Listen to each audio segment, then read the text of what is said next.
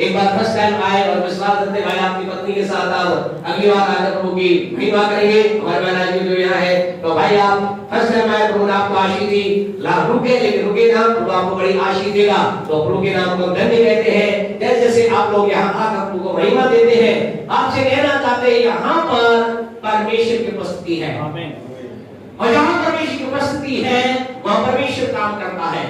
इसलिए इन दिनों के अंतर्गत आपसे कहना चाहते हैं परमेश्वर को अधिक गहराई से कलीसिया को लोगों के जीवन में कार्य कर रहा है। इसलिए बी रेडी, तैयार रहे।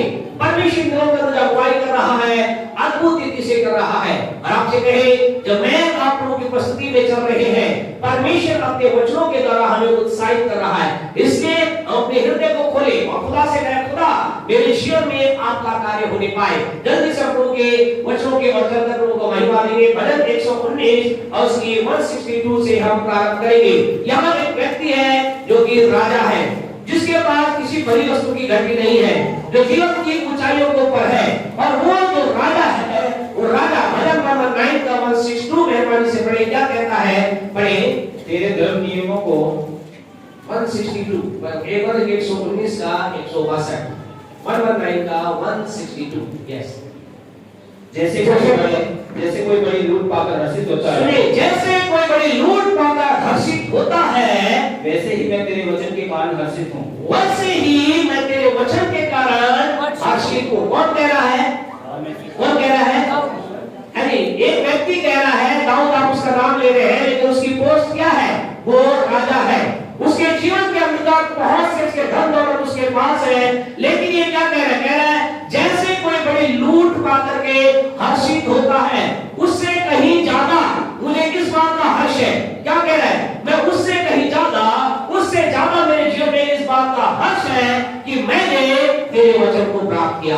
आज इसमें आपसे कहना चाहते परमेश्वर, आज आपके जीवन में वचन का क्या महत्व है? आज आपके जीवन में मेरे जीवन में वचन की क्या वैल्यू है? यहाँ पर राजा जिसके जीवन में किसी वस्तु घटी नहीं है, राजा जो कि बलशाली है, राजा जिसके पास बहुत कुछ है, लेकिन ये किससे खुश हुआ? ये इस बात से क्या कह रहा है? ये कह रहा है कि मैं इस बात से खुश नहीं हुआ कि मैं राजा बन गया। वो कह रहा मैं इस बात से ज्यादा खुश नहीं हूँ कि परमेश्वर ने मुझे एक ऊंचा पद दिया। वो कह रहा मैं इस बात से भी ज्यादा खुश नहीं हूँ कि परमेश्वर ने मुझे बहुत सी विजय दी, लेकिन वो कह रहा मैं इस बात से खुश हूँ। जय परमेश्वर कह रहा है मैं इस बात से आनंदित हूँ, इस बात से हर्षित हूँ। मेरे अंदर एक हर्ष आ गया, मेरे अंदर एक आनंद आ गया इस बात को तेरे वचन को प्राप्त करके। आज इसमें आपसे कहना चाहते खुदा के लोगों, और इसी कारण से परमेश्वर ने सिखा ये कौन है? ये दाऊद जो है, हालांकि शिव ने चरवाहे से राजा बनाया है, लेकिन मेरे व्यक्ति क्या है? मेरे मन का सा व्यक्ति है, मेरे हृदय का सा व्यक्ति है। आज आपसे कहना चाहते हम कई बार ये सोचते हैं मैं खुदा के लिए ये करूंगा, मैं खुदा के लिए वो करूंगा, मुझे ऐसा करना है, लेकिन आपसे कहना चाहते परमेश्वर जो सबसे अधिक आपके जीवन में, मेरे जीवन में जो चाहता है, वो चाहता है we give value in this word। परमेश्वर आपसे मुझसे चाहता है हम इस वचन को बहुत महत्व दें, हमारे जीवन में वचन की वैल्यू सबसे बढ़कर होने पाए। ये क्या कह रहा है? ये कह रहा है लूट पाकर जैसे कोई खुश होता है, जैसे कोई धन प्राप्त करके खुश हो जाता है, जैसे बड़े खजाने को पाकर के खुश होता है, उससे कहता उससे कहीं ज्यादा मेरे हर्ष का कारण क्या है? परमेश्वर तेरा वचन है। हालेलुया। आज के सुबह आपसे कहना चाहते क्या ये आपके दिल की आवाज है? क्या ये आपके दिल की पुकार है? यदि नहीं तो आज आपके मेरे दिल की पुकार ये होने पाए परमेश्वर मैं भी तेरे वचन को पाकर बहुत ही खुश हूँ, हर्षित हूँ। और ना ये क्यों कह रहा है? ऐसा किस कारण से कह रहा है? ऐसा ये नहीं कह रहा, ये यूं ही इस बात को नहीं कह रहा। अगर इसका 119 का 74 पढ़ेंगे तो आपको पता चलेगा ये इसलिए कह रहा है क्योंकि इसे इस वचन के द्वारा एक आशा प्राप्त हुई है। जीवन की निराशाओं के बीच में इसने एक आशा को प्राप्त किया। जीवन के अंदर जब एक कठिनाई में था, इसे एक आशा मिली। इसलिए क्या कह रहा है? ये कह रहा मैं तेरे वचन को पाकर बहुत ही हर्षित हूं। क्यों ये कह रहा है? क्योंकि भजन 119 के 3 में कहता है, ये जानता है, क्या जानता है? ये कहता है, इसे मालूम है कि परमेश्वर का जो वचन है, इसी वचन के वजह से इसने अपने जीवन का क्या एक अद्भुत मिठास को प्राप्त किया है। ये कहता है ये क्यों ये कह रहा है? परमेश्वर का वचन वैल्यूएबल है, परमेश्वर में बहुत खुश होकर वचन को जानकर, क्योंकि ये मालूम है इसने इस वचन के द्वारा दिया है, क्योंकि ये कहना मैंने जान लिया है कि तेरा वचन मधु से भी मीठा है। यानी परमेश्वर बाप से कहना चाहते ये यूं ही अपने आप को परमेश्वर के वचन के प्रति खुश नहीं होना, वचन की भूख नहीं रखना, लेकिन कहता मैंने जाना है परमेश्वर तेरा वचन तेरे पांव के 105 के 119 के 105 के लिए कहता है परमेश्वर मैंने इस बात को देखा है, ये वचन जब मैं अंधकार में गया, ये वो वचन के कारण से जब मैं जीवन के अंधकार में से गुजरा, तेरा वचन मेरे पांव के लिए दीपक का कारण बना। तेरे वचन ने मुझे राह को दिखाया, तेरे वचन ने मुझे रोशनी को दिखाया, तेरे वचन के द्वारा मेरे अंदर एक रोशनी आई और मैं उस अंधकार में एक अद्भुत ज्योति को देख सका। ये सब कुछ कहा हुआ परमेश्वर तेरे वचन के कारण। और इससे ये व्यक्ति क्या कह रहा है? ये कह रहा है मैं तेरे वचन को पाकर सारी बातों से ज्यादा आशीष हूं। आज की सुबह आपसे कहना चाहते क्या आपके लिए ये वचन आशा का कारण बना? क्या आपने वचन के कारण से आशा को प्राप्त किया? क्या आपने एक मिठास को प्राप्त किया? क्या आपने अपने जीवन के अंदर ज्योति को प्राप्त किया? यदि नहीं तो आज की सुबह आप अपने जीवन में इन बातों को प्राप्त करने जा रहे हैं, इन बातों का परमेश्वर के देखने जा रहे हैं। आपको करना क्या होगा? आपको वफादार के समान ये कहना होगा परमेश्वर जैसे मैं लूट को पाकर खुश होता है, उससे नहीं ज्यादा मैं तेरे वचन को प्राप्त कर खुश हूँ। बोले परमेश्वर मैं तेरे वचन को प्राप्त करके हर्षित हूँ। मेरे जीवन में हर्ष का कारण आपका वचन है। आपका वचन मेरे जीवन में आशा को, विकास को, ज्योति को, पाप से छुटकारे को लेकर आएगा। और इससे मैं अपने आप को मेरे वचन के लिए तैयार करता हूँ। ईश्वरी नाम से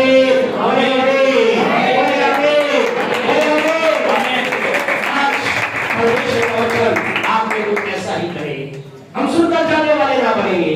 आपसे कहे यहाँ पर किसी रीति रिवाज की बातें नहीं की जाती, यहाँ पर जीवित परमेश्वर के जीवित वचन की बातें की जाती है, जो वचन हमारे अंदर प्रवेश कर हमारे जीवन को चेंज कर हमें अलग रीति से बना देता है।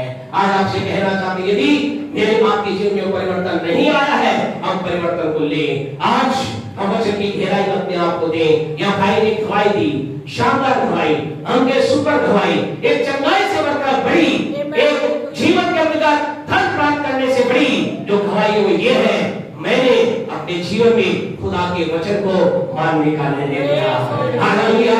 भाई ने क्या कहा? एक व्यक्ति ने इनका बुरा किया, उस व्यक्ति ने इनके कह सकते रोजगार का प्रहार किया, इनकी उसे आशीष को छीन लिया, इनके मन में विचार करना से श्राप दो, उसको पिटाई बनाओ, मैं भी बड़े लोगों को लेकर के जाऊं, उसे मारो पीटूं, और मेरे पास भी लोग हैं। लेकिन जब ये खुदा की उपस्थिति में थे, hallelujah, when we enter into the presence of God, ये कहते जब मैं खुदा की उपस्थिति में गया, भाई सारी बातें यहाँ बता नहीं सके, लेकिन फोन करके उन्होंने उस सारी डिटेल को हमें बताया पास्टर साहब जब मैं खुदा की उपस्थिति में गया, ना जाने क्या हुआ, मेरे आंखों से आंसू और मेरे शब्दों के अंदर आशीष उस व्यक्ति को निकलने हम ये कहना चाहते हैं यही तो बता है हम लोगों के लिए।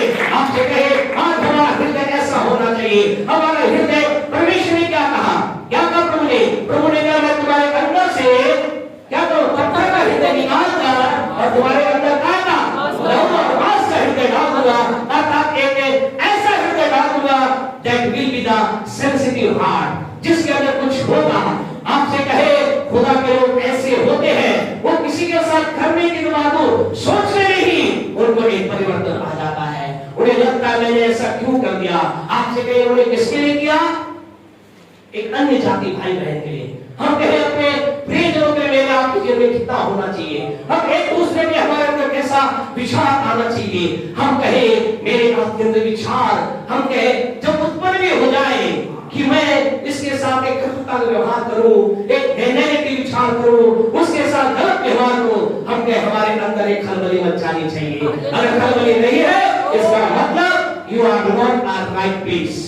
आपसे कहना चाहते हैं सही जगह पर नहीं है, आपकी आत्मिक स्थिति ठीक नहीं है। अगर आपके मन के अंदर किसी प्रकार से आपके अंदर एक विचार आपका किसी के प्रति कुछ हानि करने का विचार, हानि करे, दुर्व्यवहार, अच्छा एटीट्यूड रखने का कुछ आपके अंदर नहीं हो रहा, इसका मतलब अभी वो आपका हृदय चेंज नहीं हुआ है, अभी उस हाथ में वो यीशु का प्रवेश नहीं हुआ है। क्योंकि जब यीशु का प्रवेश हो जाता है, आपसे कह खुदा के लोगों, हमारे अंदर एक ही बात आती है, दया आती है, तरस आती है, प्यार आता है, क्षमा आता है, आदर देना हम चाहते हैं, लोगों को हम लिफ्ट अप करना चाहते हैं, लोगों को हम बड़ा करना चाहते हैं। क्योंकि यीशु ने यही तो किया।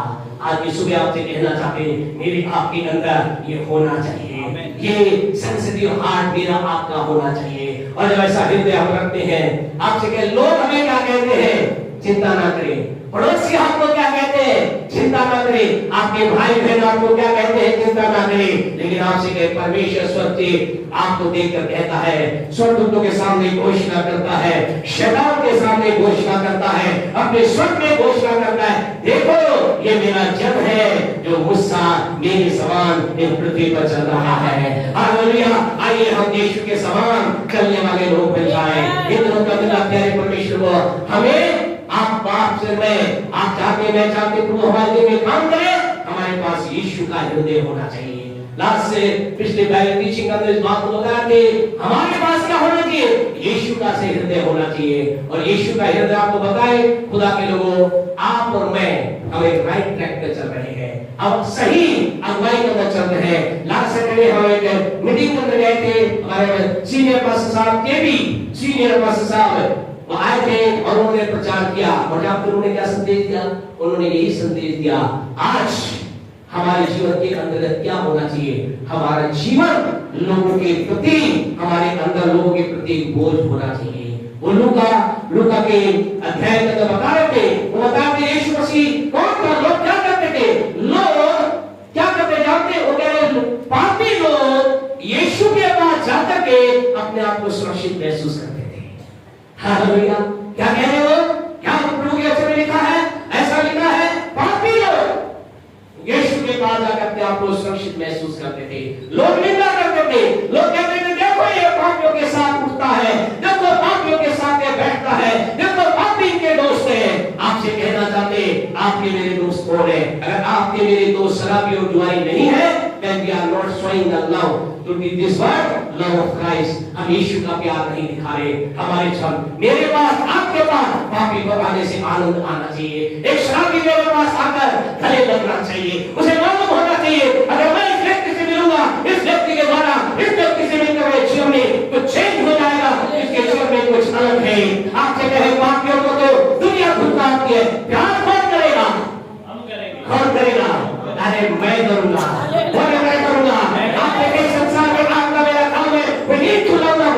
सिर्फ हमें पापियों से प्यार करना चाहिए। हम पापियों के प्यार के साथ आगे बढ़ेंगे। हम शराबी को गले लगाएंगे, हम जुआरी को गले लगाएंगे, हम व्यभिचारी गले लगाएंगे, हम उसके जीवन को बदल के रख देंगे।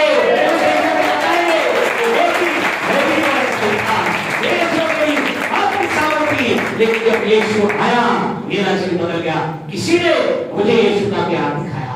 आज मैं ऐसे यहाँ नहीं खड़ा, जब हम घर में जब हमारे घर में प्रभु के सेवक आते थे, हम वहां जाते थे, अब दूर वहां जाते थे। और लेकिन प्रभु के सेवक कैसे थे, कहे वो भी कहते थे हम इसे छोड़ेंगे नहीं। हालेलुया। वो अपने आप की बेइज्जती महसूस नहीं करते थे, वो कहते हम किसी प्रभु के पास लाके मारेंगे। आपसे कहें आपका मेरा काम यही है, हम लोगों को जो संकट में है, पीड़ा में है, बीमारी में है, निराशा में है, हम उनको यीशु के पास लाके मारेंगे। वो हमें भगाएंगे, वो हमें भुगताएंगे, वो हमारा अगर आप नहीं भुगताएंगे तो किसके पास जाएंगे? हालेलुया। किसके पास जाएंगे? इस संसार की आशा कौन है? यीशु। और इस संसार में यीशु किसके जीवन में है? किसके जीवन में है? अरे मेरे जीवन में लोगों को आज यीशु चाहिए, लोगों को आज यीशु चाहिए, लोगों को आज कोई चाहिए जो उनके जीवन के अंदर परिवर्तन को लाए। आज लोग किसी को ढूंढ रहे हैं जो उनके जीवन के अंदर चेंज को लेकर आ जाए। और आपसे कहना चाहते आने वाले दिनों में कलीसिया लोगों से भर जाएगी।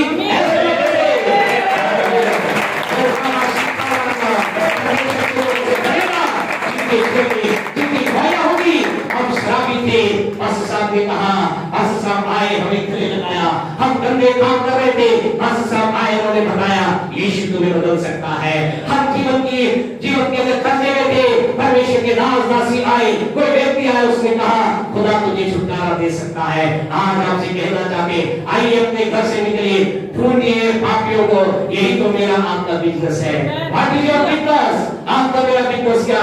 पापियों को परमेश्वर के राज्य का अधिकारी बनाने में। हालेलुया, परमेश्वर के राज्य को खरीदे, परमेश्वर के राज्य को पाने से जो मंत्र की महिमा करते हैं। आज की सुबह आपसे कहना चाहते, परमेश्वर आपसे बात करना चाहता है, परमेश्वर मुझसे बात करना चाहता है, परमेश्वर हमारे जीवन में कुछ करना चाहता है, उसने आपके जीवन में कुछ किया है, एक बात फिर वो करना चाह रहा है।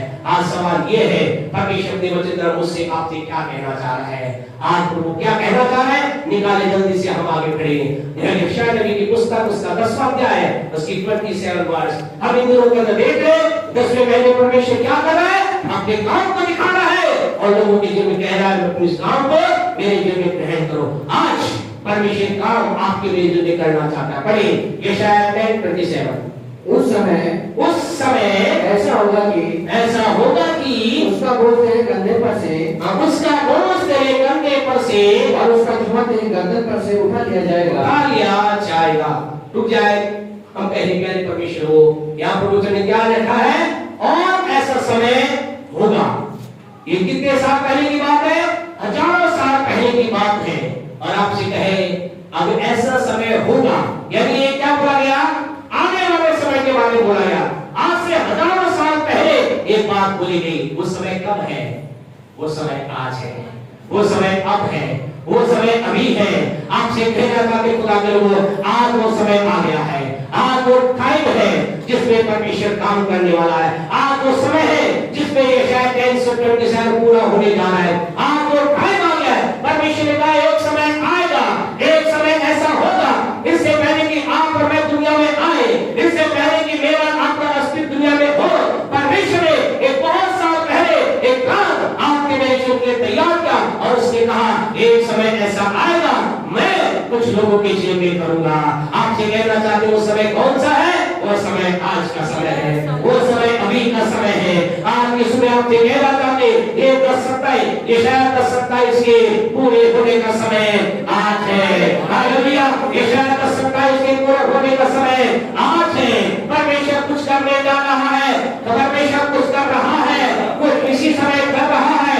परमेश्वर के सामर्थ्य द्वारा कुछ आज क्या हो रहा है? यानी परमेश्वर को हमें तैयार होना है। परमेश्वर ने तो एक वचन भेज दिया, क्या कहा? एक टाइम आएगा जब मैं कुछ करूंगा। वो टाइम कौन सा है? आज का वो समय है। आज परमेश्वर कुछ करने जा रहा है। बोले परमेश्वर आज कुछ मेरे जीवन में करने जा रहा है। मैं अपने आप को उसके कार्य के लिए खोलता हूँ। हालेलुया, धन्यवाद ईश्वर। एक शक्ति अपनी आंखें बंद करें। खुदा के लोगों को परमेश्वर आज करने जा रहा है। हालेलुया, हालेलुया, अपनी आंखों को बंद रखिए। आज कुछ खुदा करने जा रहा है, आज खुदा कुछ करने जा रहा है। परमेश्वर के लोग आज खुदा कुछ करने जा रहा है। इस समय होने से हर एक की आंखें बंद रही, हमारी आत्मा को ओपन रखिए और विश्वास करें। आज आत्मा का एक स्पर्श, आज आत्मा का एक चलन आपके जीवन में प्रभु की ओर से कुछ करने जा रहा है। विश्वास करें, कुछ करने जा रहा है। बोले यीशु के नाम से, बोले यीशु के नाम से मैं अपने जीवन में परमेश्वर के काम को ग्रहण करता हूँ, ग्रहण करता हूँ, ग्रहण करता हूँ।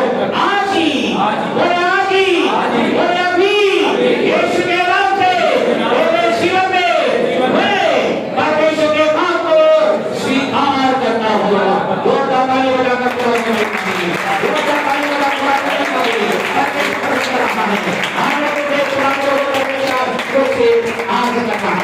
और क्या कह रहा है? परमेश्वर कुछ करने का वायदा कर रहा है। आज वो करेगा। 10:27 को आगे पढ़े। वो कहता ऐसा होगा, क्या होगा? तेरी गर्दन पर से जुआ उठा लिया जाएगा और तेरी उसका बोझ तेरे कंधे पर से और उसका जुआ तेरी गर्दन पे से उठा लिया जाएगा। परमेश्वर के लोग आज परमेश्वर कुछ अद्भुत काम करना चाह रहा है। लेकिन आप में से कुछ लोग कहेंगे ये किसके लिए होगा? मेरे लिए तो ऐसा नहीं हो सकता, मैं तो उसके अंदर शामिल नहीं हूं, मेरे लिए क्यों करेगा? आपसे कहना चाहते परमेश्वर इसलिए आप में से कुछ लोगों के लिए करेगा, और हम कहें अगर विश्वास करते आप में सबके लिए करेगा। क्यों करेगा? इसका नंबर 1 रीजन ये है, क्यों परमेश्वर आपके जीवन में काम करेगा। आप कुछ यहाँ पर निराशा में आए हैं, कुछ लोग कर्जे से दबे हुए आए हैं, कुछ लोग बिजनेस में आशीष देखना चाहते हैं, कुछ लोग परिवार में आशीष देखना चाहते हैं, कुछ लोग अलग अलग बातों को देखना चाहते हैं। अब आप कह रहे होंगे हाँ मैं आप इस काम के लिए आए हो, क्या प्रभु मेरे लिए करेगा? तो जानते हैं आपसे कहना चाहते परमेश्वर आपके लिए करेगा। हालेलुया। ऐसा परमेश्वर आपके लिए करेगा। बोले हाँ करेगा, बोले हाँ करेगा। आपसे कहना चाहते करेगा। क्यों करेगा? क्योंकि पहला कारण उसका ये है, गिनती 6 का 23 और 24 निकाले। परमेश्वर के लोगों परमेश्वर इसलिए करेगा, that is the reason number 1। परमेश्वर इसलिए काम करेगा क्योंकि उसने अपने वचन में ऐसा कहा। गिनती की पुस्तक उसका 6वां अध्याय है 23 और 24 को पढ़े क्या कहता है। हाँ जी 23 और 24। हारून और उसके पुत्र, हाँ हारून और उसके पुत्र से कहे कि तुम इस्राएलियों को हाँ जी। वचनों से आशीर्वाद दिया करना। हाँ इस तरह से आशीर्वाद दिया करना। यहोवा तुझे आशीष दे, यहोवा तुझे आशीष दे। आपसे कहना चाहते क्यों परमेश्वर करेगा? क्योंकि परमेश्वर के हाथ में एक ही बात है। आपसे कह रहे परमेश्वर के हृदय के बारे में बार-बार हम बातचीत करेंगे। परमेश्वर के हृदय में ये है कि वो क्या करे, वो आपको आशीष दे। परमेश्वर के हाथ के अंदर क्या है, ये विचार है, वो आपको आशीष देना चाहता है। वहां पर किसी के जीवन में बुराई को देख नहीं सकता, वहां पर किसी के जीवन में श्राप को देख नहीं सकता। या खुदा ने अपने लोगों को कहा, उसने हारून और उसके पुत्रों को कहा जाओ मेरे लोगों की तरफ घूम करना और क्या करना, उनकी तरफ घोषणा करके बोलना। क्या बोलना? परमेश्वर तुम्हें आशीष दे, परमेश्वर का तेज तुम पर चमके, परमेश्वर की बरकत तुम पर आने पाए। आज आपसे कहना चाहते वो संदेश उस समय इस्राएलियों के था, आज एक संदेश आपके लिए मेरे लिए है। और परमेश्वर कह रहा है मैं तुम्हें आशीष देना चाहता हूँ। क्यों परमेश्वर मेरे जीवन में काम करेगा? क्योंकि वो मुझे आशीष देना चाहता है, उसकी एक इच्छा है। आपसे कहना चाहते हैं, यहाँ बैठे तमाम लोगों से कहना चाहते हैं, आकाश और पृथ्वी को बनाने वाले परमेश्वर की एक इच्छा है, स्वर्ग और पृथ्वी को बनाने वाले परमेश्वर की इच्छा है, सारी सृष्टि के सृष्टिकर्ता की इच्छा है, सारी सृष्टि के सृष्टिकर्ता के हाथ में ही विचार है। वो मुझको, वो मानव जाति को आशीष देना चाहता है, वो आशीष देना चाहता है, वो हमें आशीष देना चाहता है, वो हमें आशीष का पूर्ण बनाना चाहता है, वो हमारे लिए आशीष को देना चाहता है। आज इस बात को बार बार हम बोलना चाहते, क्योंकि कई लोग आज इस बात को समझते नहीं है। कई लोग आज रो रहे हैं, खुदा की उपस्थिति में आने के बावजूद भी रो रहे हैं, कंप्लेन कर रहे हैं, खुदा की तरफ देखकर भी कह रहे हैं क्या खुदा मेरे जीवन में कुछ करेगा? आपसे कहना चाहते उसकी डिजायर ये है, उसके हाथ में एक ही बात है, वो आपको आशीष देना चाहता है। उसके हाथ में यही है, वो आपको आशीष देना चाहता है। उसके हृदय में यह है, वो आपको आशीष देना चाहता है। अपने पड़ोसी से बोले परमेश्वर आपको आशीष देना चाहता है, आशीष देना चाहता है, आशीष देना चाहता है। आपसे कहे परमेश्वर आपको मुझे आशीष देना चाहता है। कुछ भी हो जाए किसी भी तरीके से, और आपके जीवन में आशीष को लेकर के आना चाहता है। इसलिए अपने आप को कमजोर महसूस ना करें, इसलिए अपने आप को दबा महसूस ना करें, इसलिए अपने आप को छोटा महसूस ना करें। आपसे कहना चाहते लोगों ने शायद आपको कुछ जाना होगा, शायद परिस्थिति ने आपको दबाया होगा, चीजें आपके विरुद्ध होगी, लेकिन आपसे कहना चाहते सारी सृष्टि का सृष्टिकर्ता ये कहता है मैं तुझे आशीष देना चाहता हूँ, मैं तुझे आशीष देना चाहता हूँ। अब आप कहेंगे मेरे जीवन में आशीष कैसे आ सकती है? क्या उसकी आशीष मेरे जीवन में आएगी? तो 3 पाठ के अंदर आपको बताएंगे। 3 जगह पर परमेश्वर के वचन के अंदर उत्पत्ति की पुस्तक मेहरबानी निकाले इसका 128 निकाले। आज की सुबह आपसे कहना चाहते आप कहेंगे मुझे आशीष कैसे मिलेगी, मैं कैसे आशीष को प्राप्त कर सकता हूँ? या उत्पत्ति 128 में ऐसा लिखा है, पढ़े क्या लिखा है मेहरबानी से। और परमेश्वर ने उनको आशीष दी, उनको आशीष दी। आपसे कहना चाहते हैं इससे पहले कि परमेश्वर दूसरे और बातों को काम करे, यानी परमेश्वर यहाँ लिखा है परमेश्वर ने उनको, किनको? आदम और हव्वा को, संसार के पहले कह सकते हैं परिवार को, संसार के पहले कह सकते हैं जोड़े को परमेश्वर ने कहा मैं तुझे आशीष देता हूँ। आज की सुबह आपसे कहना चाहते हैं, उसके मुख से जो पहली बात निकली, परमेश्वर के मुंह से पहली बात जो निकली, उसने कहा क्या निकली? परमेश्वर ने जो आदम हव्वा को देखा, देख के उससे कहा मैं तुझे आशीष देता हूँ, मैं चाहता हूँ तुम आशीष प्राप्त करो, मैं चाहता हूँ तुम आशीष के मूल हो जाओ। आज आपसे कहना चाहते, शायद आपने परमेश्वर को नहीं देखा होगा, लेकिन उस वक्त का परमेश्वर हर दिन जब आपको दृष्टि करता है, हर दिन जब आपको देखता है, उसके मुंह से एक ही बात निकलती है, तुम्हें आशीष मिले, तुम्हें आशीष मिले, तुम फूलो फलो, तुम पृथ्वी पर भर जाओ, तुम्हारे जीवन में अधिकार आए। आपसे कहना चाहते, हर सुबह जब आप अपनी आंख को खोलते, आप तो परमेश्वर को नहीं देख पाते, लेकिन परमेश्वर आपके ऊपर दृष्टि डाल करके, जैसे उसने वो पहले आदम हव्वा को देख करके ये कहा मैं तुझे आशीष देता हूँ, वो आपके लिए यही कहता है, वो आपके लिए यही कहता है। जब आप जैसे आप जीवन में आगे बढ़ते, हर दिन के उसका एक ही शब्द आपके लिए है, और वो ये है मैं तुम्हें आशीष देता हूँ। अब आप में से कुछ लोग कहेंगे 5-10 साल अच्छी बात है, लेकिन मेरे जीवन के लिए क्या? मैं तो प्रभु के साथ चल रहा हूँ, मैं तो प्रभु की राह पे चल रहा हूँ, मैं तो बहुत प्रार्थना भी कर रहा हूँ, मैं तो बहुत खुदा की बात को मानता हूँ, लेकिन क्या मेरे जीवन के लिए खुदा यही कहता है आशीष मिले? इसी के थोड़ा सा आगे बढ़ चलेंगे। उत्पत्ति के 9वें अध्याय उसके पहले वचन को हम पढ़े। उत्पत्ति की पुस्तक उसके 9वां अध्याय उसके पहले वचन को मेहरबानी से पढ़े। यहाँ परमेश्वर क्या कह रहा है? हाँ जी, फिर परमेश्वर ने हाँ जी नूह और उसके पुत्रों को आशीष दी। फिर परमेश्वर ने क्या कहा? यहाँ ऐसा लिखा है नूह और उसके पुत्रों को आशीष दी। आपसे कहना चाहते हैं यह नूह कौन है? अगर आप इस नूह और जिस समय पे नूह रहता था उस समय की बात को अगर आप देखेंगे तो आपको देख करके पढ़ करके अचंभा लगेगा कि ऐसे समय में भी इस व्यक्ति ने परमेश्वर से आशीष को प्राप्त किया।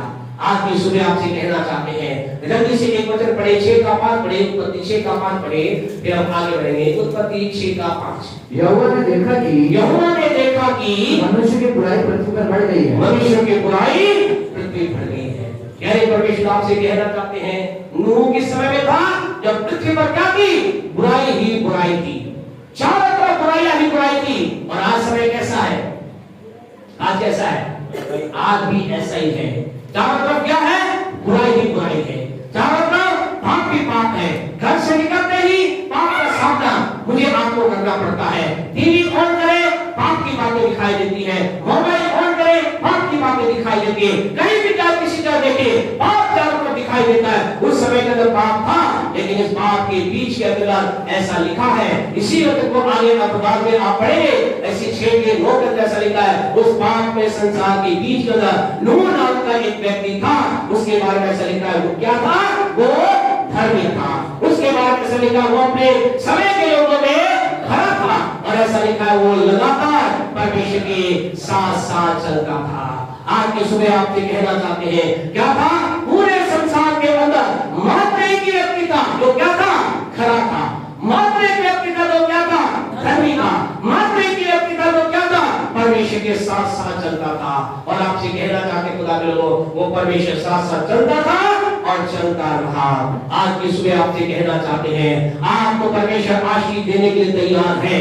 परमेश्वर आपको आशीष देगा, ये कहना बंद करें। आज कई लोग ये कहते हैं क्या करूं पास्टर, मैं ही अकेला मेरे परिवार के प्रभु को मानता हूँ, मेरी पूरी कॉलोनी में मैं खुदा को मानता हूँ। चारों तरफ पाप की बातें हैं, मैं ईमानदारी में चलता हूँ, लोग मुझे झूठ बोलना सिखाते हैं, मैं पवित्रता में चलना चाहता हूँ, लोग मुझसे अपवित्रता की बातें करते हैं। आपसे कहना चाहते you have to stand on your path.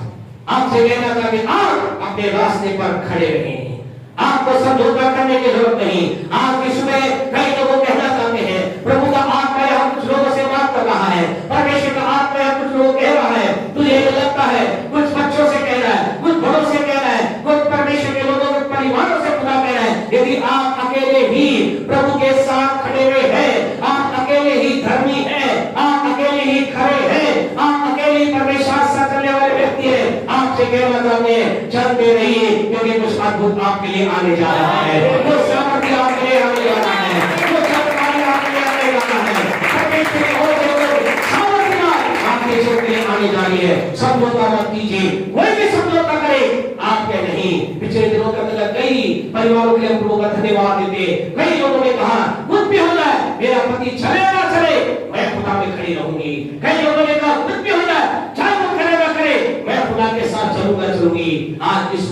कहना चाहते आपका निर्णय यही होना चाहिए, आपका निर्णय यही होना चाहिए। नूह का निर्णय यही था, चारों तरफ पाप था, बुराइयां थी, बुरी बातें थी, लेकिन उसने क्या किया? वो अपनी धार्मिकता में खड़ा रहा, वो खराई में चलता रहा, परमेश्वर के साथ साथ वो चलता रहा। नो कॉम्प्रोमाइज, कोई समझौता नहीं, मैं खुदा के साथ साथ करूंगा। और क्या हुआ? प्यारे परमेश्वर, ऐसा हुआ सारी की सारी पृथ्वी पे रहने वाले सारे लोग क्या हो गए? नष्ट हो गए, लेकिन वो अकेला बचाया गया, वो अपने परिवार के साथ अकेला बचाएगा। आपसे कहना चाहते खुदा के लोगों, आगे तूफान तो आएंगे, आगे तूफानों का आना तो जायज है। कई बार पाप के कारण आते हैं, कई बार कुछ अलग कारण से आते हैं, आगे तूफान तो आएंगे। प्रभु के वचन में ऐसा लिखा, दो लोगों ने घर बनाया, बुद्धिमान ने मूर्ख थे, तो क्या हुआ? मूर्ख के घर पर क्या है? आगे तूफान आए और बुद्धिमान के घर में कुछ नहीं आया। ऐसा लिखा है, आप घर जाकर के मत्ती 7 अध्याय को पढ़ना। ऐसा लिखा है, दोनों लोग जिन्होंने प्रभु के वचन को सुनकर माना और जिन्होंने प्रभु के वचन को सुनकर नहीं माना, ऐसा लिखा है दोनों के ऊपर क्या आए? दोनों के घरों पर आंधी तूफान आए, मेघ बरसा, बाढ़ आई। आपसे कहना चाहते इनका आना वाजिब है, आ सकता है, आ जाएगा। इसके लिए मैं आप कुछ नहीं कर सकते, लेकिन आप और मैं एक बात कर सकते हैं, मैं आप अपने घर को स्थिर रख सकते हैं। उस बीच में हम उस आंधी तूफान के बीच में हम चैन को देख सकते हैं, आंधी तूफान के बीच में हम विजय को देख सकते हैं, आंधी तूफान के बीच में हम स्थिर खड़े रह सकते हैं। और कई लोग हैं जो ढह गए, जो आंधी तूफान के जीवन में आए, लेकिन कुछ लोग हैं जो स्थिर खड़े हैं और विश्वास करते हैं। आप अगले व्यक्ति होंगे जो आंधी तूफान में खड़े रहेंगे, विश्वास करते हुए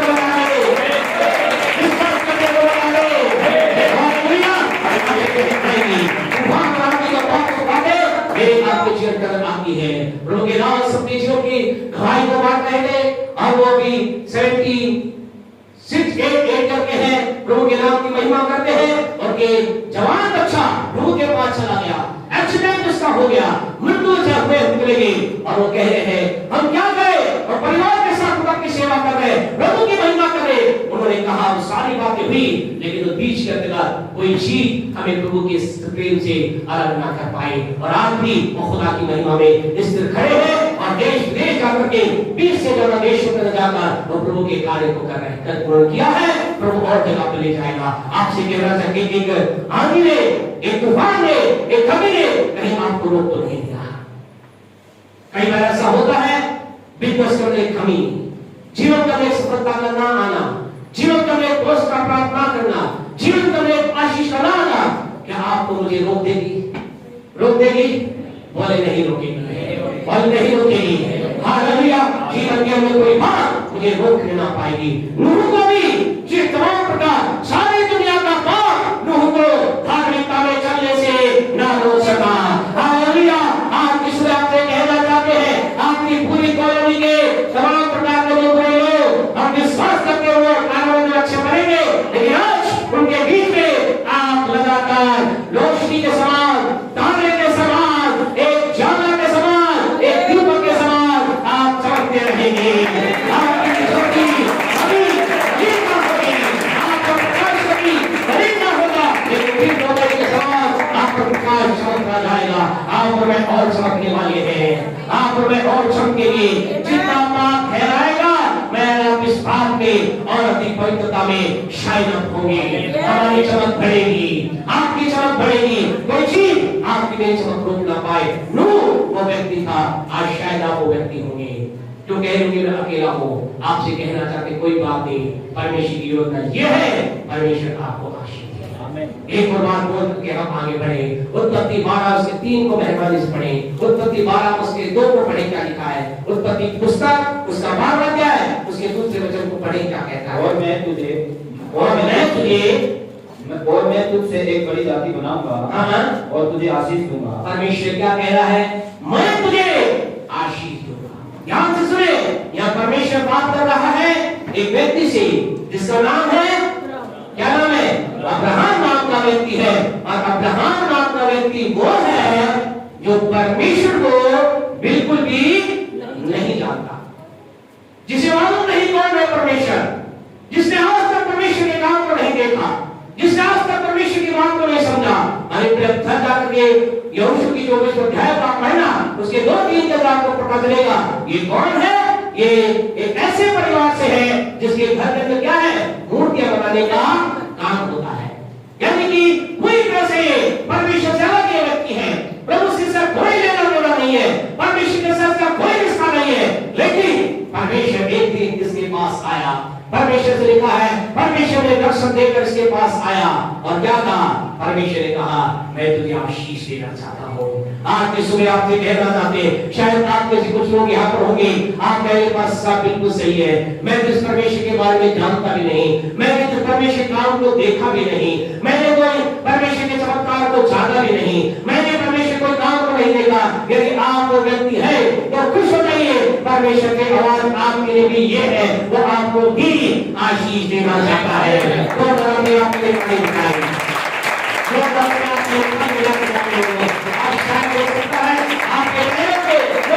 नहीं जानता, मेरे तो कोई पीढ़ी में प्रभु को नहीं जानता, खुश हो जाइए, परमेश्वर आपको आशीष देना चाहता है। शायद आपने परमेश्वर के बारे में कभी नहीं सुना होगा, पहली बार आप सुन रहे होंगे, आपने परमेश्वर कोई काम भी नहीं देखे होंगे, फिर भी परमेश्वर की डिजायर ये है वो आपको आशीष देना चाहता है।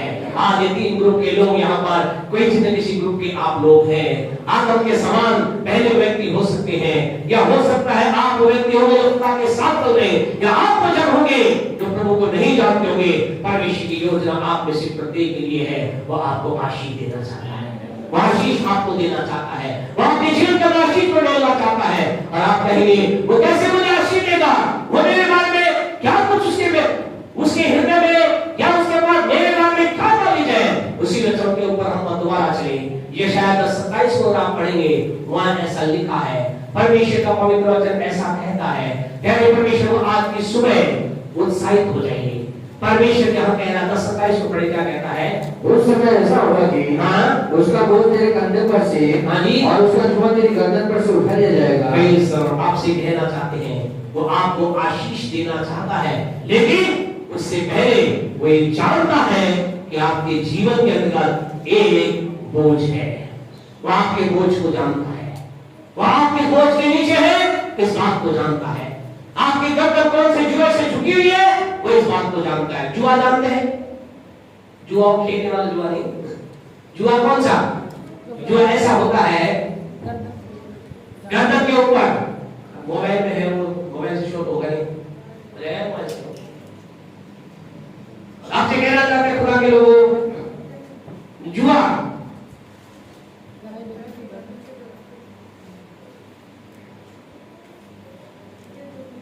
है,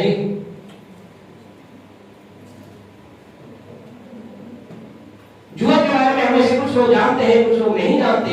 जो लोग नहीं जानते उनको हम बताना चाहते हैं जुआ इस तरह से जुआ होता है, अगर ये दिखा सकते हैं तो दिखा दे। तो जुआ आज कई लोग जीवन के अंदर क्या है, एक जुए के नीचे है, बंधन के नीचे है, बोझ के नीचे है। और अच्छी बात ये है, ये अच्छी बात नहीं है कि वो एक बोझ के नीचे, अच्छी बात ये है कि परमेश्वर इस बात को जानता है कि आप एक बोझ के नीचे हैं।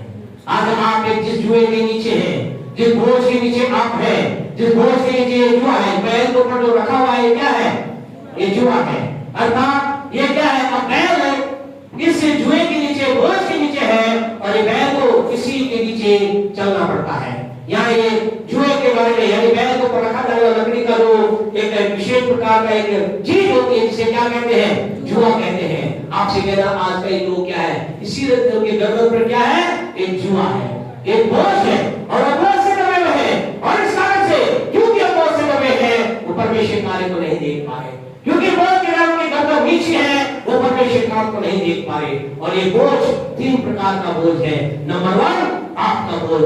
आज कई लोग पाप के बोझ में दबे हुए हैं, पाप के अपने जीवन को जी रहे हैं, पाप के अंदर अपने लाइफ को जी रहे हैं, और पाप के कारण उनकी गर्दन झुकी हुई है, और परमेश्वर के ऊपर वो देख नहीं पा रहे, परमेश्वर की आशीष उनके जिम्मे कार्य नहीं कर पा रहे। लेकिन आज परमेश्वर आपको आशीष देने से पहले परमेश्वर जो जुए के लिए करेगा। आज के सुबह आपसे कहना चाहते हैं, आपको आज लग रहा है, यहाँ बैठा कोई भाई बहन, हमें सुनने वाले लोग, आपको लग रहा है मेरे जीवन में पाप, मेरे जीवन के अंदर बहुत ऊंचाई पहुंच चुका है, मेरे जीवन में पाप ने एक बड़ा स्थान ले लिया है, मेरे जीवन में पाप ने ऊंचाई पर आ गया है। आपसे फिर हम कहना चाहते हैं डू नॉट प्ले विद सिन। आपसे कहना चाहते हैं हिंदी में पाप के साथ मत खेलिए, पाप को अपना खिलौना मत बनाइए। पाप ऐसी चीज है जो व्यक्ति के जीवन को, उसके व्यक्तिगत जीवन को और आने वाली पीढ़ियों को नष्ट करने की सामर्थ उस पाप में है। आज इसमें आपसे कहना चाहते हैं अगर आपके लाइफ का एक पाप है, आप दुनिया नहीं जानती लेकिन आप चोरी छिपे पाप का जीवन जी रहे हैं, लोग नहीं जानते आप चोरी छिपे पाप का जीवन जी रहे हैं, कोई नहीं जानता आप एक पाप का जीवन जी रहे हैं और पाप के कारण से एक पाप का जुआ आपके वजह से, इस कारण से परमेश्वर की ब्लेसिंग आप में रिलीज नहीं हो रही है। आज इसमें आपसे कहना चाहते हैं if you are ready to confess your sin, अगर आप अपने पाप के बारे में अंगीकार करने में तैयार है, आपसे कहना चाहते हैं एक बड़ा चमत्कार आज आपकी जेब में हो जाएगा, आज तो अद्भुत आपके जेब में हो जाएगा। पाप के साथ मत खेलिए। आपसे कहना चाहते जहां पाप है वहां परमेश्वर की सामर्थ भी कार्य नहीं कर सकती है। परमेश्वर की सामर्थ जब काम करती है जब लाइफ से पाप निकल जाता है। पाप जहां पर होगा वहां परमेश्वर की सामर्थ काम करने में दिक्कत आएगी। आज की सुबह आपसे कहना चाहते हैं कहीं पाप के बोझ में आप दबे होकर के अपना जीवन तो नहीं बिता रहे और कहीं ये तो नहीं सोच रहे मनुष्य तो गलतियों का पुतला है, पाप के साथ में जी पाप से निकल नहीं रहा है, पाप भी मेरे जीवन का हिस्सा है। आपसे कहना चाहते आपको पाप के जुए से बाहर निकलना है। दूसरा जो जुआ आप लोगों के जीवन के अंदर है वो प्यारे परमेश्वर को समस्या का जुआ है। कई लोग प्रॉब्लम के अंदर है, जीवन के अंदर है और आपसे कहना चाहते प्रकाशित वाक्य दोनों को पढ़े। क्या कहता है परमेश्वर का वचन? प्रकाशित वाक्य दोनों को पढ़े। और कई लोग जीवन के अंतराल की ऐसी स्थिति में है और परमेश्वर यहाँ पर कह रहा है प्रकाशित वाक्य 2:9 पढ़े। क्या कहता है? मैं तेरे काम और तेरे परिश्रम 2:9 हाँ प्रकाशित वाक्य 2:9 मैं तेरे क्लेश और दरिद्रता को जानता हूँ। परमेश्वर क्या कह रहा है? परमेश्वर कह रहा है मैं तेरे क्लेश को जानता हूँ। आज शायद आपके जीवन का क्लेश बहुत भारी होगा, आपके क्लेश को कोई नहीं समझता होगा। आज कई माता पिता ऐसे हैं, कई बच्चे ऐसे हैं, कई बुजुर्ग ऐसे हैं, कई जवान ऐसे हैं जिनके जीवन के अंदर कहते ऐसा क्लेश हो कह रहे मेरे क्लेश को कोई नहीं जानता, मेरी समस्या को कोई नहीं जानता, मेरी समस्या इतनी बड़ी है मेरा पति भी मेरी समस्या को नहीं समझता, मेरी पत्नी मेरी समस्या को नहीं समझती, मेरे बच्चे मेरी प्रॉब्लम को नहीं समझते, मेरे जीवन के अंदर के इतना बड़ा क्लेश है। लेकिन आज मैं सुबह आपसे कहना चाहते अगर आज आप वो व्यक्ति है जो एक क्लेश के बोझ से दबे हुए हैं, आज कुछ आपके जीवन में होने वाला है, कुछ अद्भुत आपके जीवन में होने वाला है। आपके जीवन के अंदर क्लेश आपको सता रहा है, आप क्लेश के साथ अपने जीवन को बिता रहे हैं, आपके लिए खुशखबरी है आपके क्लेश को कोई जाने ना जाने। परमेश्वर कहता मैं तेरे क्लेश को और तेरी दरिद्रता को क्या है मैं जानता हूँ। परमेश्वर आपके क्लेश को जानता है, परमेश्वर आपकी पीड़ा को जानता है, परमेश्वर आपके दर्द को जानता है, परमेश्वर आपके बोझ को जानता है। जो आप रात रात अकेले तकिए पर आंसू को बहाते हैं कोई नहीं जानता, परमेश्वर आपके उस आंसू को देखने वाला परमेश्वर है। दर्द में आपको रात रात कराते कोई नहीं जानता, लेकिन परमेश्वर उस दर्द को जानने वाला परमेश्वर तुमको कहता है मैं तेरे क्लेश को जानता हूँ। और आज कि रात सुबह मेरे परमेश्वर खुशखबरी ये है वो परमेश्वर आपके जीवन में इस बोझ को, क्लेश के बोझ को, जुए को दूर करना चाहता है। हालेलुया। वो इस क्लेश के जुए को तोड़ना चाहता है, उस क्लेश के बोझ को अपनी जड़ से निकाल देना चाहता है। वो क्लेश चाहे गरीबी का हो, वो क्लेश चाहे नशे का हो, वो क्लेश चाहे किसी प्रकार का भी आपके पास समस्या हो, आज परमेश्वर क्लेश को तोड़ देना चाहता है। तीसरा जुआ जो लोगों के जीवन में है वो ये है आत्मिक उन्नति में ना भरने का जुआ। आज कई लोग इच्छा रख रहे हैं मैं खुदा में बढ़ना चाहता हूँ, मैं प्रभु में उन्नति करना चाहता हूँ, मैं परमेश्वर में हाई लेवल पर जाना चाहता हूँ, लेकिन जा नहीं पा रहे। कई लोग कह रहे हैं मैं खुदा की आवाज को सुनना चाहता हूँ, मैं परमेश्वर की वाणी को सुनना चाहता हूँ, लेकिन सुन नहीं पा रहे। एक बोझ है उनके जीवन के अंदर है। कई लोगों को आज जैसा परमेश्वर ने प्रकाशित वाक्य 3:2 में कहा, आज कई लोगों को परमेश्वर कह रहा है ध्यान से सुने, ये प्रॉफिटिक वर्ड है, ध्यान से सुने, ये परमेश्वर की ओर से एक ऐसा वचन है जो खुदा डायरेक्ट कई लोगों से बात करता है। परमेश्वर आज कुछ लोगों से कह रहा है जो आत्मिकता के अंदर बढ़ना तो चाहते हैं लेकिन एक बहुत से लोगों के वो परमेश्वर कह रहा है उनसे क्या कह रहा है जागृत हो। हाँ जी। और उन वस्तुओं को हाँ जो बाकी रह गई है, हाँ जी। और जो मिटने को है, हाँ उन्हें दृढ़ कर। हाँ जी। क्योंकि मैंने तेरे किसी काम को क्योंकि मैंने तेरे किसी काम को अपने परमेश्वर के निकट पूरा नहीं पाया। अपने परमेश्वर के निकट पूरा नहीं पाया। आज कई लोगों की जीवन के अंदर की है, बहुत पिता में उन्नति में जाना चाहते हैं, लेकिन उनका कोई काम पूरा नहीं है। उन्होंने निर्णय लिया 31 दिसंबर को निर्णय लिया हम रोज प्रार्थना करेंगे। 3-4 दिन उन्होंने प्रार्थना की, 3-4 महीने प्रार्थना की, उन्होंने छोड़ दिया। कई लोगों ने निर्णय लिया हम खुदा के लिए 10 वर्ष के लिए कुछ भी हो जाए, कुछ महीने किया, कुछ साल किया, रुक गए। कई लोगों ने आत्मिक तौर से निर्णय लिया कुछ भी हो जाए हर मिट्टी में जाएंगे, हर प्रार्थना सभा में जाएंगे। कुछ समय आया फिर कई समस्याओं कारण से ये समस्या वो समस्या ऐसा है वैसा है, रुक गए। खुदा आज ऐसे लोगों से कह रहा है मैं कहना चाहता हूँ, क्या खुदा कह रहा है? खुदा कह रहा है मैंने तेरे किसी भी काम को परमेश्वर के निकट क्या है पूरा नहीं किया। आज आपने अपने जीवन के अंदर क्या आपकी बातों से निर्णय लिया, आपकी बातों के क्या निर्णय लिया? आज कई लोगों के जीवन के अंदर उनके कई प्रकार के निर्णय थे, उन्होंने खुदा के सामने कई बातें कही, लेकिन आज खुदा उन चीजों को देख रहा है, पूरा नहीं किया उन्होंने। कह रहा मैंने तेरे किसी काम को अपने निकट मैंने पूरा नहीं जाना, और ये रीजन है वो क्या कर रहा है, अपने जीवन में आत्मिक उन्नति नहीं देख रहा। लोग कई बार कहते खुदा मुझे घर देना, मैं खुदा को कितना दूंगा, खुदा ने मुझे बड़ा होम देना, मैं अपनी मीटिंग हर मीटिंग में अपनी कराऊंगा, खुदा मुझे गाड़ी देगा, मैं अपनी गाड़ी खुदा पे लगा दूंगा, मुझे खुदा बुद्धि देगा, मैं बुद्धि खुदा पे लगा दूंगा, खुदा मुझे अभिषेक देगा, मैं लोगों को खुदा के बारे में बताऊंगा। आज क्या आप अपने निर्णय के अंदर खड़े हैं? यदि आपका आंसर यस है, देन आपके लिए खुदा का धन्यवाद। लेकिन यदि नहीं, आपसे कहना चाहती जुआ आपके जीवन में है, और इस कारण से आपके कोई काम अपने जीवन में पूरे नहीं हो पाए। निर्णय बड़े लिए बड़ी बड़ी बातें, कई लोगों ने बड़ी बड़ी बातें कही, खुदा मेरे जीवन में ऐसा करेगा, मैं ये करूंगा वो करूंगा। आपसे कहना चाहते हैं आपका मेरे जीवन में खुदा काम किस लिए करता है? मालूम किस लिए करता है? आपकी भलाई के लिए नहीं, वो जो कुछ भी आपके मेरे जीवन में करेगा वो उसके राज्य की बढ़ोतरी के लिए करेगा। अगर वो आपको धन देगा, वो चाहे वो धन खुदा के राज्य के अंदर काम आए, ताकि वो खुदा का राज्य और ज्यादा करे और खुदा आपको और धन दे। अगर परमेश्वर ने आपके जीवन में किसी प्रकार की आशीष दी है, गाड़ी की, घर की, चीजों की, बुद्धि की, ज्ञान के, अभिषेक की, अगर वो चीजें खुदा के राज्य के लिए काम नहीं आ रही, ध्यान रखें जल्दी या देर से छिन जाएगी। फिर वह कहना ये खुदा हो, बस सब ये क्या हो गया कि खुदा के वचन में ऐसा ही लिखा है, प्रभु के वचन में घर जाकर आप पढ़ना ऐसा लिखा है, जो चीजें मेरी आशीष के द्वारा तुम्हें मिली है वो छीन ली जाएंगी यदि मेरी महिमा की यूज ना हुई। आपसे कहना चाहते हैं आप बड़ी चीजों को प्राप्त करना चाहते हैं, बड़ा अभिषेक प्राप्त करना चाहते हैं, बड़ी चीजें प्राप्त करना चाहते हैं, बड़ा घर चाहते हैं, बड़ी गाड़ी चाहते हैं, बड़ी बिजनेस चाहते हैं, बड़ा चीज चाहते हैं। आपसे कहना चाहते हैं जो भी कुछ है खुदा के लिए उसे समर्पित करते। आपसे कहना चाहते हैं आपने अगर अपना बिजनेस, आपने अगर अपनी गाड़ी, आपने अपना घर, आपने अपने कपड़ों को लोगों के साथ उनके लोगों के साथ शेयर किया, आपने अपनी चीजें खुदा के लोगों के लिए करना चालू किया, हम कहें गारंटी कहें आने वाले दिनों का उसका दुगना नहीं सोना खुदा आपको देगा।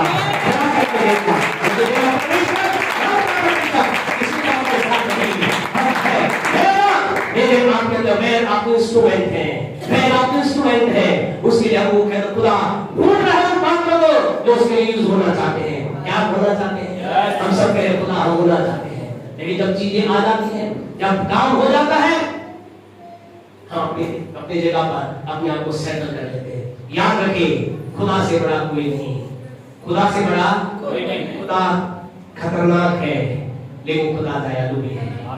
खुदा प्यारे परमेश्वर के लोगों ऐसा जो हमारे जीवन में अद्भुत करना चाहता है। आपसे कहे आपके जीवन में परमेश्वर आशीष का वादा करता है। आखिरी बात बोल करके हम बंद करेंगे।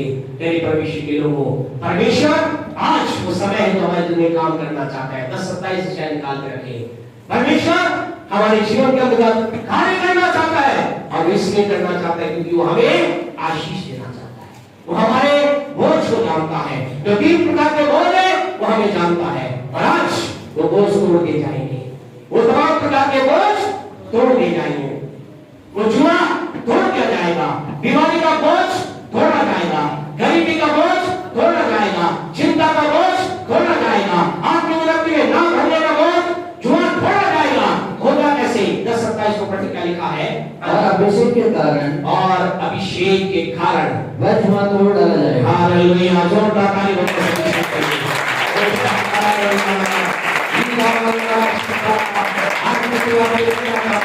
अभिषेक के कारण, किसके कारण? अभिषेक के कारण नहीं, आपके मेरे ताकत और बुद्धि के द्वारा नहीं, किसके द्वारा?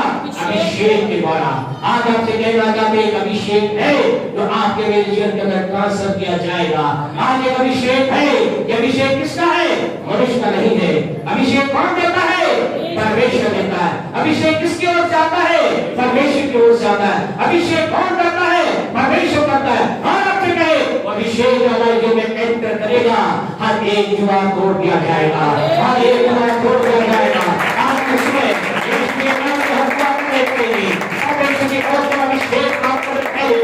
अभिषेक आपके अंदर रिलीज किया जाए। अगले संडे की गहराई के अंदर आखिरी जो संडे वाला होगा, उसके अंदर हम ऑयल अनॉइंटिंग के साथ अभिषेक को रिलीज करेंगे, ऑयल के साथ अगले संडे हम प्राप्त करेंगे।